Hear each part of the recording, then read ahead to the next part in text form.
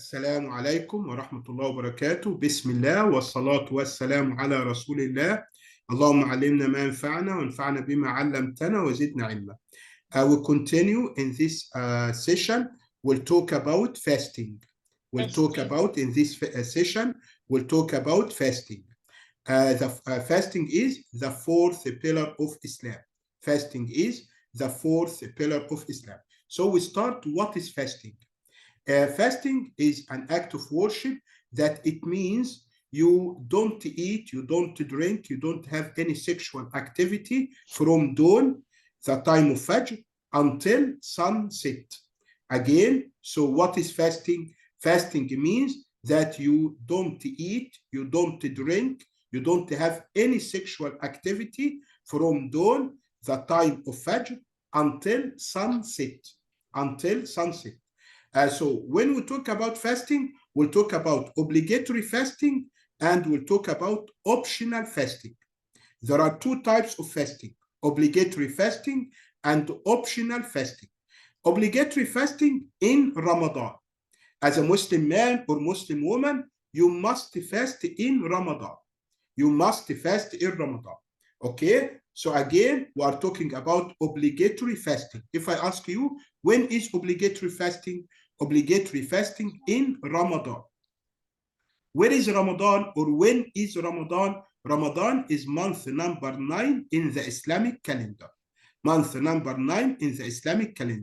And the fasting in Ramadan is obligatory on every man, on every woman. But there are some exemptions, or there are some people who are exempted from fasting. So we said that the excuse, or we start by talking about the menstruating woman, and woman who is having or who is practicing postnatal bleeding. So for the menstruating woman, or for the woman who is practicing postnatal bleeding, does she fast in Ramadan? No, she doesn't fast.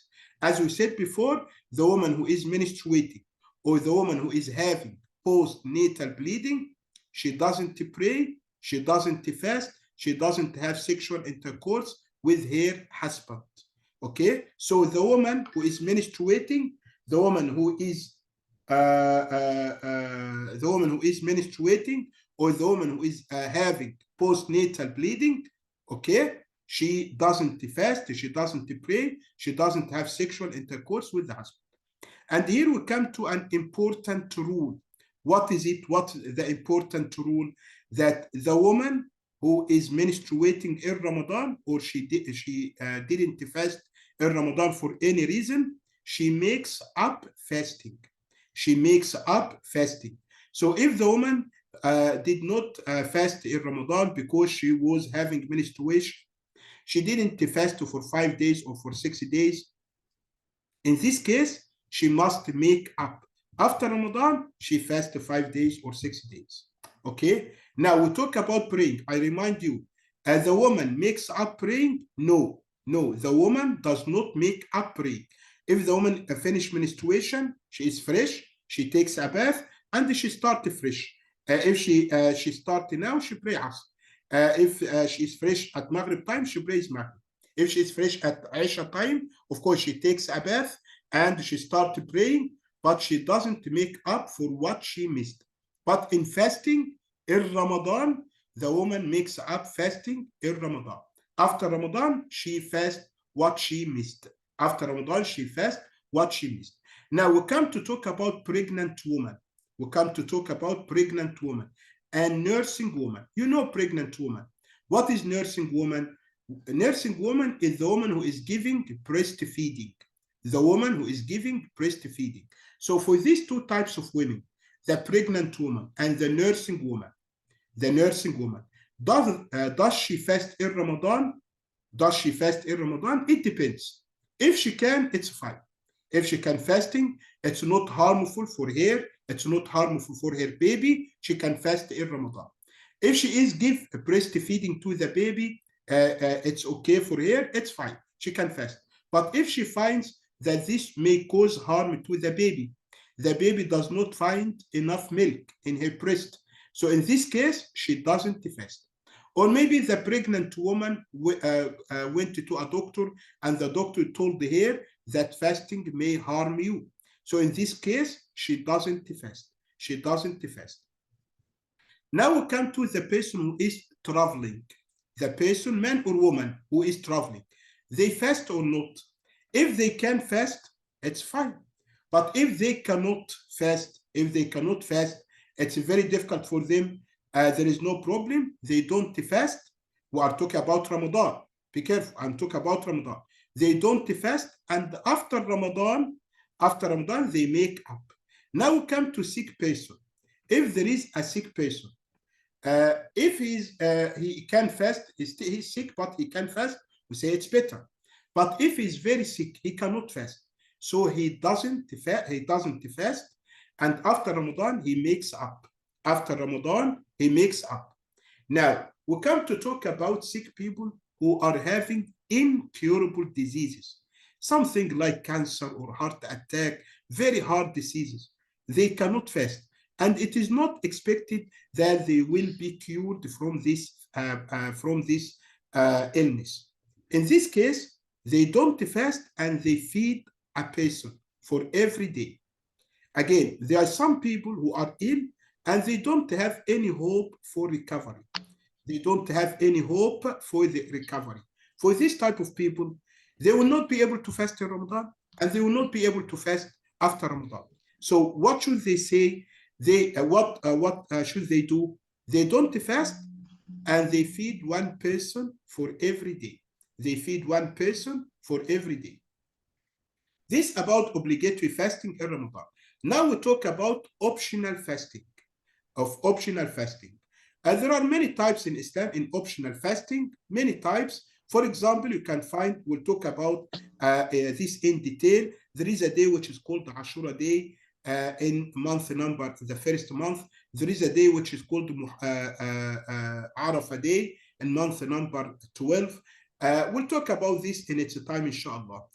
You can find many Muslims, they fast every Monday and Thursday.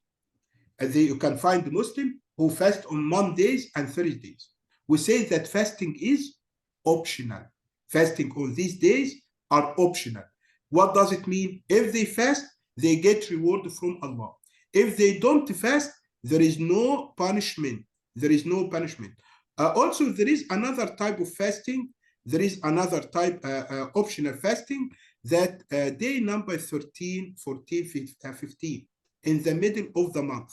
Here again, we come back to the Islamic month, Islamic calendar. So in the middle of the month, you can find a days number 13, 14, 15. So for these days, Sunnah, it's recommended. If you can fast, you can do this, you get reward from Allah. If you cannot, or if you don't want to fast, there is no problem because it's optional. It's optional. So if you fast, you get reward from Allah. If not, there is no punishment. So this about what? This about optional fasting. This about optional fasting. Now we move to talk about pillar number 5, which is Hajj and Umrah. We start by Hajj. What is Hajj? Hajj is that you go to Mecca. So in Hajj or in Umrah, where do you go? You go to the house of Allah subhanahu wa ta'ala. You go to the house of Allah subhanahu wa ta'ala. Where is it? It's in Mecca, as we said before. Where is Mecca? In the southwest of Saudi Arabia. So again, if you want to perform Hajj or Umrah, so you can go to the house of Allah. Where is it? It's in the southwest of Saudi Arabia. In the southwest of Saudi Arabia.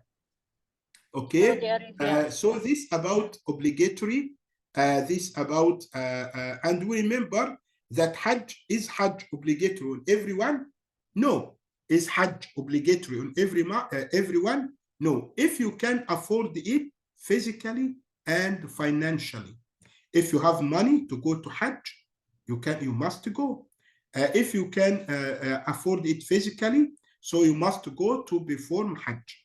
You must go to perform Hajj. Okay. So is it obligatory? It's obligatory if you can afford it physically and financially. Physically and financially. And of course, there is a specific time for Hajj. So the people perform Hajj in month number 12.